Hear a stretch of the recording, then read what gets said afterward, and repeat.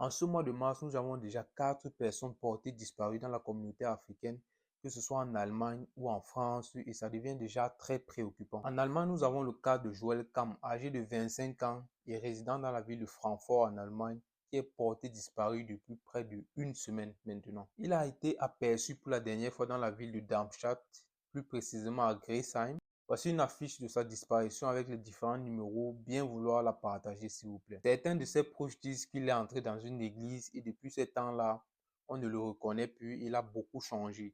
Donc, faites très attention aux églises ici en Allemagne. Le deuxième avis de recherche, c'est également en Allemagne d'une jeune dame.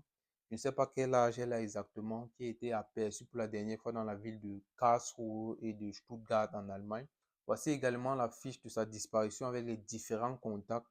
Si vous la reconnaissez ou la retrouvez, veuillez contacter ces numéros ci-dessous et partagez cette annonce aussi. Merci. Le troisième avis de recherche, il s'agit de Naomi Lonkin, âgée de 24 ans, plus précisément en France, qui est aussi portée disparue depuis près d'une semaine. Voici également la fiche de sa recherche et avec les différents contacts. Veuillez partager ça, s'il vous plaît, massivement. En espace d'un mois, on a déjà près de 3 avis de recherche dans la communauté et ça devient déjà très préoccupant parce que chaque année, minimum, il y a moins de 20 avis de recherche, que ce soit des étudiants, que ce soit des travailleurs, que ce soit des femmes, des enfants dans la communauté qui se perdent, qu'on recherche depuis une semaine, on ne les voit pas et tout.